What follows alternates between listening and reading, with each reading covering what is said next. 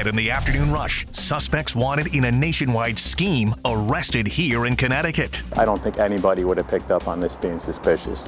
We have exclusive video of the men accused of stealing thousands of dollars worth of wire. The push for all adults to get a COVID booster shot. The message from the governor as cases continue to rise. Thanksgiving is just 1 week away. With food prices on the rise, we'll take a look at how much more this year's meal is going to cost you.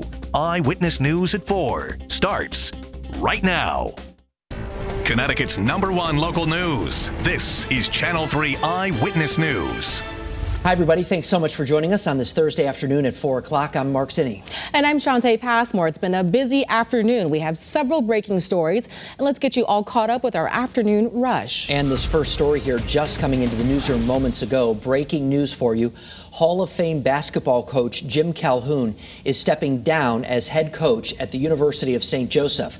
Again, that news coming out within the past 20 minutes. The 79-year-old spent most of his coaching career at UConn before coming out of retirement in 2017 to get the basketball program at St. Joseph up and running. Now, in a statement, Calhoun said, quote, "It's just the right time. I'm healthy. My wife Pat is healthy, and the USJ's men's basketball program is also healthy. We built this program starting from scratch about 5 years ago, and now the team is in a good place." Associate head coach Glenn Miller will become the acting head coach. Meanwhile, more breaking news this afternoon. We've learned Bacon Academy's football season is canceled and multiple staff members are placed on paid administrative leave amid an investigation into allegations of violations of Title IX. The superintendent of Colchester Public Schools released a statement saying the district is conducting an investigation into incidents that involved interactions of student athletics from 2 athletic teams. The school said staff members will remain on paid administrative leave until further notice. We're working right now to get more information for you, and we'll have an update starting tonight at 6. New for you this afternoon at 4 o'clock, some really incredible body camera footage here stemming from a massive fraud case that Southington police cracked Wednesday afternoon. The 3 out-of-state suspects from Texas have now been identified as Daniel Raymond Thomas, Clarence Gerald Davis, and Marcus Hunter. Channel 3 Eyewitness News reporter Marcy Jones is live right now in Southington with more on this investigation. Quite a story here, Marcy. It really is. Mark and Shantae, Channel 3 received this body camera footage just a couple of hours ago, and the most striking part out of all 3 of the arrests may actually surprise you. Channel 3 has exclusive video from the suspects heading into police custody this morning. The 3 suspects were caught red-handed trying to buy $7,000 worth of copper wire with a fraudulent Lowe's account. Things got pretty tense when police zeroed in on the 3 suspects who attempted to split up and ditch police. One suspect was arrested inside of the Lowe's gardening area. Another suspect stopped to talk to an officer, but then took off in his car before getting handcuffed at a nearby Dunkin' Donuts. And in the 3rd arrest, officers offered a very human moment to the suspect, letting him FaceTime with his mother, at one point even giving her the directions to the Lowe's and a play-by-play of why they were taking her son into custody. Police say this group of suspects knew exactly what they were doing. They were well organized, they were dressed the part. Police say that the Lowe's loss prevention team had been tracking these 3 suspects. They pulled the same stunt at 2 different Connecticut Lowe's stores previously. Live in Southington, Marcy Jones, Channel 3 Eyewitness News. All right, Marcy, thank you for that. And today in Hartford, an ambulance and fire truck crash sends 6 people to the hospital. Both vehicles were responding to calls at the time. Police tell us 2 people from the ambulance and 4 from the fire truck were taken to the hospital. None of the injuries are life-threatening. The crash is under investigation. New numbers at 4 o'clock from the governor's office this afternoon show our state's COVID positivity rate has fallen. It now sits at more than 2.5%. In the past day, there have been 747 new cases reported. You can always find the most up-to-date numbers anytime on the Channel 3 app. Well, the Lamont administration wants all adults to sign up to get COVID-19 booster shots. The FDA and CDC are expected to vote this week on expanding who is eligible and letting anyone over 21 get a booster of the Pfizer's COVID-19 vaccine. But Lamont said today that he doesn't want vaccine providers to wait for that approval. He and other top public health officials say everyone should get a booster 6 months after their last shot. We don't want to see a big surge. We won't have as big a surge as we've had in the past because we are so vaccinated, but we can do better. We can take care of each other. And Channel 3 Eyewitness News reporter Mike Savino will have a full report on Eyewitness News at 6 on what the governor's doing to convince people to get their boosters. All right, 4:04 right now. Let's head outside for a live look over New London. I mean, it was almost summer-like today. I know, I didn't need a jacket out there. But we'll see some rain and, dare we say, even some snow moving. How do we go from this to snow? Okay, Mark, walk us through. Yeah, big changes as anticipated over the next, say, 12 to 24 hours. So hope you're able to enjoy it. I knew I was able to wear shorts as well this morning. We've got temperatures today that peak between 65 and 70 for many communities inland, 60 to 65 along the shoreline. So unseasonably warm, but not to the point of tying or breaking any records. And the change is not far away. You can see to our west and northwest a line of showers behind a cold front that's heading in our direction. So while we're in the 60s here in Connecticut, Albany's 54, Binghamton, New York, 44 degrees. So that chillier air not far from Connecticut. So as we head through the course of this evening while we're dry for the next several hours, chances for rain will be increasing, especially after sunset, say between 8 and 10 o'clock across western Connecticut, perhaps getting in around Hartford by 11 p.m.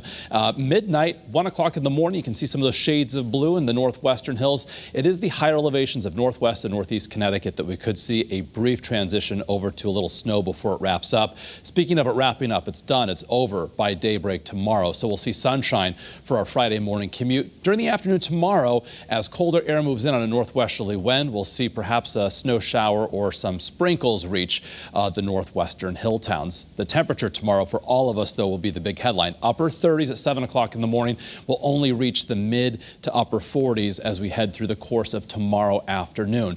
The wind chill, though, in the morning, upper 20s in the usual colder spots. By lunchtime tomorrow, the wind at times could gust to over 30 miles an hour. That's going to keep wind chill values all across Connecticut in the 30s throughout the day tomorrow. By tomorrow evening for Friday night football, we're talking about wind chill values in the 20s, especially across interior portions of the state. So we'll have much more on what happens behind the system for tomorrow, for the upcoming weekend, and a first look at our Thanksgiving outlook in the early warning 7-day. All righty, Mark. We'll see you in a few minutes. Thank you. 4:07 right now. Let's head outside for a check on traffic. A live look right here over 91 at exit 32A in Hartford. Things moving along just fine this afternoon. Well, a threat at a local high school prompted an increased police presence today. State police tell us a student at Howell Cheney Technical High School allegedly made threats during an emotional crisis. Investigators say they were alerted by a family member around 6:45 this morning while the student was riding a bus to school. Manchester police were able to track down the bus and detain the student, who was brought to a local hospital. Now, police say a knife was recovered, but right now there is no threat to the public. Also, the afternoon rush continues, and we head to Orange right now, where a 55-year-old man is behind bars, accused of running a drug factory. Brendan O'Connor right here was apparently found asleep inside a school bus right around 5 o'clock this morning. His car was then found nearby, and when police searched it, they found 11.5 pounds of marijuana and some cash. That's a lot of marijuana. O'Connor is facing various drug charges and appeared in court already this morning. Still ahead for you this afternoon, how much more is your Thanksgiving dinner going to cost you? What a brand new report is saying that could really give you even more sticker shock. Oh boy. And could we see lawmakers take action on Biden's spending bill tonight? What the Congressional Budget Office is releasing today that has lawmakers pushing for a vote. Also ahead for you this afternoon, the state attorney general taking a stand on social media and the impact it's having on teenagers. We spoke with him one-on-one this afternoon about a new investigation. You'll hear from him coming up at 4:30. Right now, though, let's see how things ended the day on Wall Street. The Dow was down 60 points, Shantae. Oh. All right, it's been all over the place Yes. lately. Channel 3's Jane King has a look at the business headlines from New York. Weekly jobless claims fell to a new pandemic low. 268,000 Americans filed for first-time unemployment benefits last week, higher than expected, but the lowest since March of 2020. While Macy's reported third quarter earnings and sales that topped analyst estimates, that's leading the department store chain to raise its full-year sales forecast ahead of the holidays. Digital sales were up 19%. Well, as many as 40% of U.S. airport security screeners haven't been vaccinated for COVID-19. Bloomberg reports many TSA workers are resisting the requirement as the November 22nd deadline approaches. Now, the union chief said there could be staffing shortages during the December holidays if the agency takes a hard line on unvaccinated workers. And Starbucks Red Cup Day is today. It gives away free reusable red cups to customers who order a holiday or a fall beverage today. From the NASDAQ market site, I'm Jane King with your business update. All right, breaking news right now at 4:12. Today, the governor of Oklahoma granted clemency to Julius Jones, halting his execution just hours before it was scheduled. The 41-year-old will instead spend life in prison without the possibility of parole. Jones has been on death row for 19 years for a 1999 murder he says he didn't commit. Jones says he was framed and had an inexperienced public defender. The case has prompted protests and attracted the attention of a number of celebrities, including Kim Kardashian, who advocated against Jones's death sentence. Meanwhile, today is the third day of jury deliberations in the Kyle Rittenhouse murder trial. Yes, the 18-year-old faces up to life in prison. The community remains on edge while waiting for that verdict. Today, the judge banned MSNBC from the courtroom after a person claiming to be a producer was caught following a bus carrying jurors to and from the courthouse last night. The incident remains under investigation. Now, yesterday, Rittenhouse's team asked for a mistrial over some drone video that showed him killing Joseph Rosenbaum. They had a lower quality version until recently. The judge said that he will rule on that request of a mistrial if there is a guilty verdict. There are some new concerns for the safety of a missing Chinese tennis superstar. Peng Shuai recently accused a former government official of sexual assault, and now top tennis officials are casting doubt on the authenticity of an email claiming to be from her. She has not been seen or heard from since November 2nd, and her posts about the alleged assault have also been deleted from online. The tennis community is now calling for answers about where she is. Meanwhile, President Biden's nearly $2 trillion social spending plan, known as the Build Back Better Act, could be headed towards a vote in the House later this evening. We meet today to consider the largest spending bill in American history. The largest investment in America's working families, the human safety net, and the protection of the planet since FDR's New Deal. Now, House Democrats want to push ahead with a vote following the eagerly awaited cost analysis by the CBO. The House version of the bill is expected to change in the Senate, where Senate Majority Leader Chuck Schumer said he aims to pass the bill by Christmas.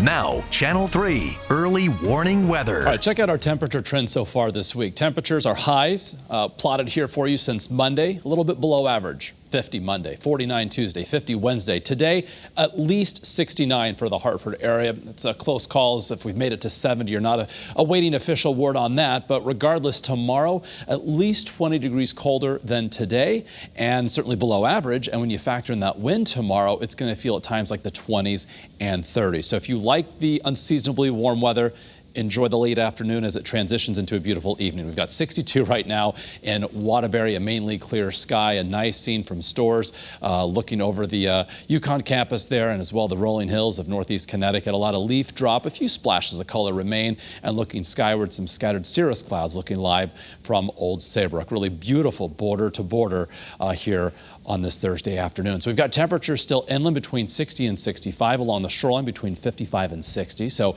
very pleasant, again, regardless of your location. We have a southerly wind today, 5 to 15 miles an hour. So on the breezy side, and that wind direction is going to shift out of the northwest after a cold front passes through later on this evening and tonight. So with that, tracking some rain off to our west. We expect that rain to work into Connecticut as we head past sunset. So really past the evening commute, say 8, 9 o'clock tonight, moving from west to east. And you can see while we're in the 60s, and look at Philadelphia, the nation's capital, in the 70s, colder air to our northwest will be filtering in as that front passes by. So as we look at Futurecast, eventually some wet weather moves in. So if you have any late evening plans or are going to be working overnight, you'll likely encounter some raindrops.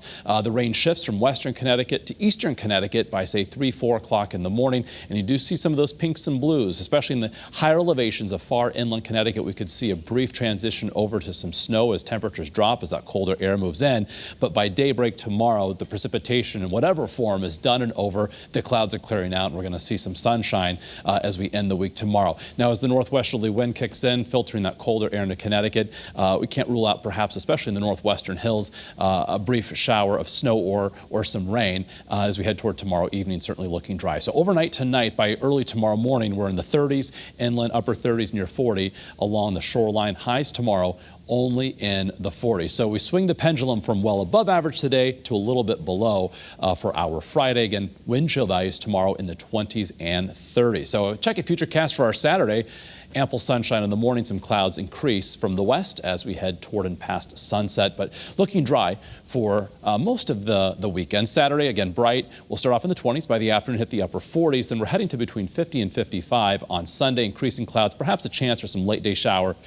Better chance for rain comes on Monday, but by then highs close to 60, and then we got another shot of some cold air moving in for Tuesday and Wednesday, highs back in the mid and upper 40s. The wind is going to again make it feel even chillier, and as we look ahead to next Thursday, Thanksgiving, it's all going to be dependent upon how an offshore storm tracks. Some of our models keep it away from us, meaning dry weather. At least as of now, we're looking at the potential for at least some showers, and it will be windy and at least a little mild. Highs near 50, both inland and along the shoreline. All right, Mark, thank you very much. Well, I got some gas today. It was a lot. Oh, yeah, yes. There's a big change. Don't remind me. Prices for just about everything right now are on the rise, including food. Yeah, you know what that means? That means Thanksgiving dinner is going to cost more this year. Channel 3's Jesse Mitchell has more. The Bowery Mission in New York is already preparing for Thanksgiving week. This year, the charity will cook 200 turkeys and give away 1,000 meals. We're continuing to see great challenges in our city and around the world, and there are people that are in need of a warm meal. But from charities like this one to the average dinner table, the meal will be more expensive. The American Farm Bureau Federation says a classic Thanksgiving feast for 10 people, including turkey, stuffing, cranberries, veggies, and pumpkin pie, will cost $53.31 to make, up 14% from last year. Almost everything on the menu is more this year, from the dinner rolls to dessert. But the largest increase is for the turkey. Farmers like Chris Bohr have been forced to raise prices because his costs are way up. Everything that we're buying nowadays is costing more. Feed, fuel, labor, all of those things have increased in price from 2020 to 2021. Plus, supply chain issues are leading to increasing prices at the grocery store. A pie crust, for example, has multiple ingredients. So if there's an increase in the cost of eggs, if there's an increase in the cost of packaging for any of the ingredients, an increase in the cost of gas to transport any of those ingredients to the pie crust manufacturer, it all adds up. Even with the higher cost, the Bowery Mission will be able to make all of this year's meals. Thanks to our donors, we've been able to get the turkeys that we need and all the fixings. And she says rising prices makes feeding people in need even more important. Jesse Mitchell, CBS News, New York. Still ahead for you this afternoon, turning a small business into a success on Etsy.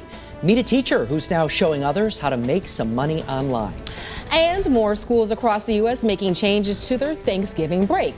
The reason they are giving more time off to students and staff ahead at 4:30.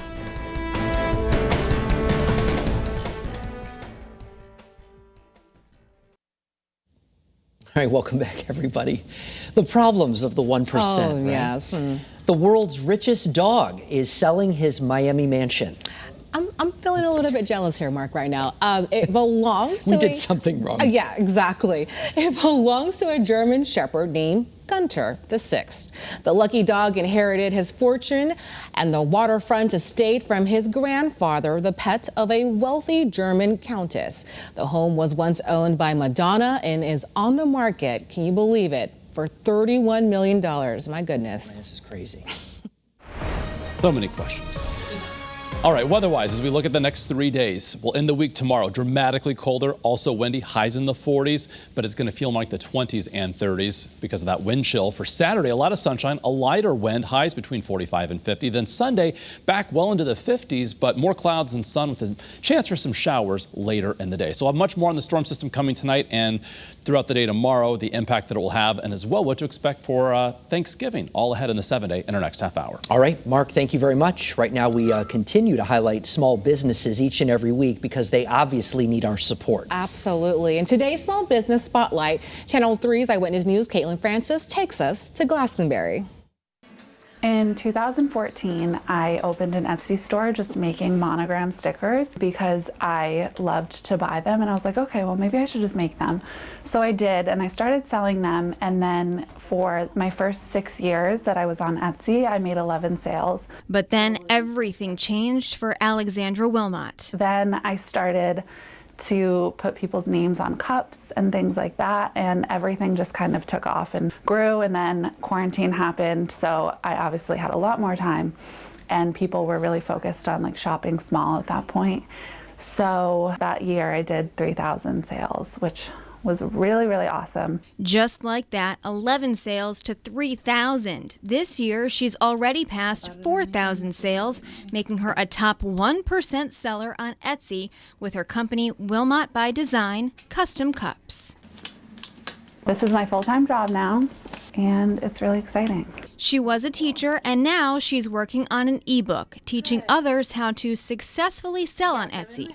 And for her, the sales keep coming. She expects this holiday season to be busy with people ordering custom cups as gifts. I like to offer probably like 20 different colors, so I don't have anything that's actually pre-made. I make everything to order. So I have a ton of color options, and I let the buyer just choose whatever shape cup they want, whatever color they want, and so that's why everything's really custom. And my processing time right now is about 7 business days. But her most popular cup, the one she's working on right now. Definitely my most popular cup is the matte black insulated tumbler, and the most popular designs on that are anything holographic. So I kind of think of that as like my signature cup is the matte cup with the holographic stickers on it. And these Zodiac designs are also incredibly popular. She just moved into a new office space, and she's looking forward to her future, hoping to one day get her husband on the payroll. I would love to be able to employ him and have him kind of make it a family business. Yeah. In Glastonbury, I'm Caitlin Francis, Channel 3 Eyewitness News.